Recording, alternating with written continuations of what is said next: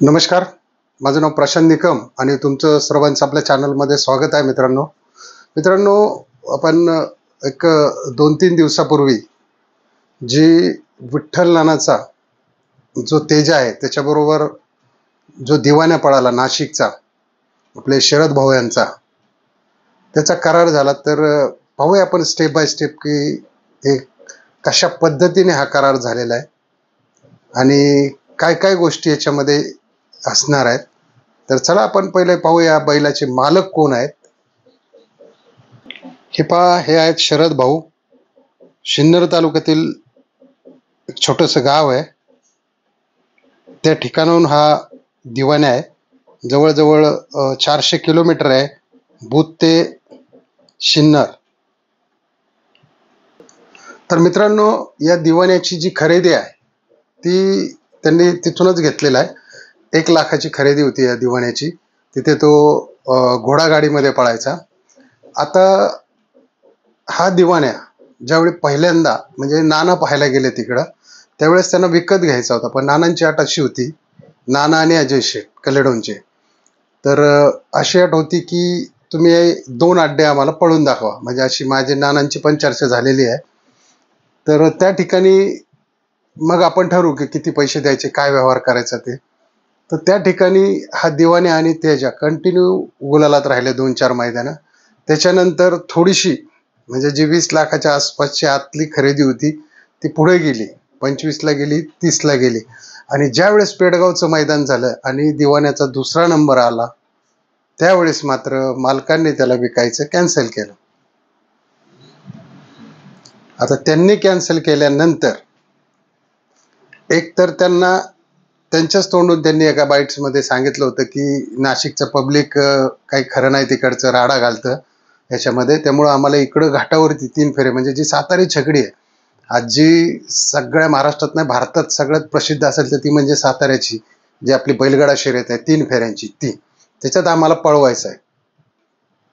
तर मग यांना काय व्हायला लागलं की अंतर पडायचं 400 किलोमीटर आणि त्याचबरोबर त्यांना आणखी लोक पैरे मागायचे, धमकी द्यायचे, अड्ड्यात कसा येतो बघू.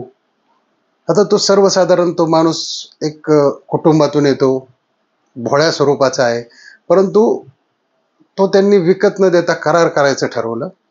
तर त्या दिवशी आपले ज्यावेळेस अजय शेठची बाईट झाली त्यावेळेस त्यांनी सांगितलं की आमचा करार झालेला आहे, पण पैसे किती आम्ही सांगणार नाही, किती दिवस पळणार आहे हे पण सांगणार नाही. ॲक्च्युली खरं तर सांगायला पाहिजे होतं त्यांनी, तर त्यांनी सांगितलं नाही. पण आता तो चौसा आहे, साधारणतः एक 5 वर्ष, 4-5 वर्षाचा करार आहे तो. आणि 50% नाना आणि अजय शेठ आणि 50% हे, अशा पद्धतीने जो काही खर्च असेल तो 50-50. आणि हा जो नंदी आहे तो कलेडोनला राहणार. आता कलेडोनला का राहणार, तर ज्यावेळी बघा मित्रांनो, ज्यावेळेस 2 नंदी जो घरचा साज पळतो ते जर एकमेकांच्या बरोबर बांधले तर त्यावेळी काय होतं की त्यांची ओळख होते. जशी आपली माणसांची ओळख होते तशी मुक्या प्राण्यांची सुद्धा ओळख होत असते. तर त्यानंतर त्यांच्यात इरिशी राहत नाही. म्हणजे जो एक जर आपण नंदी पळाला गाडीला जुंपल्यानंतर, तर दुसरा त्याच्यापेक्षा पुढं पळायला बघतो, उड्या मारायला बघतो. तुम्हाला एक साधं उदाहरण सांगतो छावा सिनेमामधलं. आता छावा सिनेमामध्ये जे औरंगजेबाचं जे किरदार केलंय तो आपला अक्षय खन्ना, आणि जे आपलं राजांचं किरदार केलेलं आहे संभाजी राजांचं तो विकी कौशल, पूर्ण शूटिंग होईपर्यंत विनोद खन्ना त्यांना भेटले नाही. कारण तो किरदार, जर ती केमिस्ट्री मॅच झाली असती तर समोर आल्यानंतर ते एक्सप्रेशन येत नाही किंवा ती क्वालिटी किंवा ती केमिस्ट्री मॅच होत नाही. म्हणून या ठिकाणी बऱ्याच लोकांचा प्रश्न असा होता की बऱ्याच लोकांनी तिथं कमेंटमध्ये टाकलं होतं की हा नंदी अजय शेटनीच घेतलेला आहे म्हणून तो कलेडोनलाच घेऊन गेलेत. तर असं काही नाही आहे की तो नंदी इकडं बुतला पण येणार कधीमध्ये, ज्या ठिकाणाहून त्यांना जवळचा प्रवास पडेल की डबल या ठिकाणी गाडी भाडं पडू नये म्हणून इकडं असेल तर इकडून हा नंदी जाईल. हे अशा दोन्ही त्यांनी गोष्टींचा समतोल साध्य करून दोन्ही नंदी एकत्र नको होणार.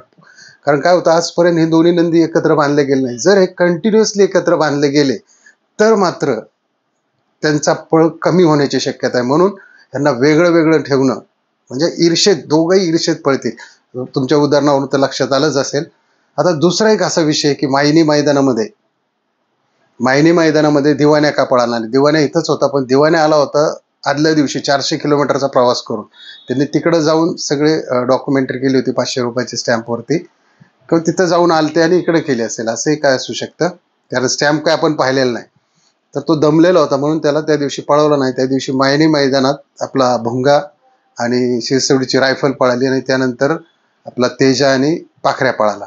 तर त्यामध्ये एक घटना घडली, ते आहे आपल्या गुंडाभाऊंची. तर कोण आहेत गुंडाभाऊ दाखवतो आणि काय लोकांचे गैरसमज झाले ते आपण पाहूया. ह्यात मित्रांनो गुंडाभाऊ. तर गुंडाभाऊ हे एक चांगले सुट्टी मेकर आहेत. आणि त्या दिवशी काय प्रकार झाला तर म्हणजे तुम्ही जर व्हिडिओ व्यवस्थित पाहिला लाईव्हला सुद्धा, तर तो कागद त्यांनी गोळा केला होता.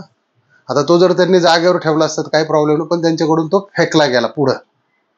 तर बरेच जर म्हणले पाखऱ्या आणि आपल्या विठ्ठलनाथाचे त्याच्याकडे लिंबू मिरची फेकली, असं असं काही झालेलं नाही. लोकांनी त्यांना ट्रोल केलं. वागळवाडीचे आपले गुंडाभाऊ एक चांगले सुट्टी मेकर आहेत आणि पूर्ण सुट्टी मेकरचा त्यांचा ग्रुप आहे.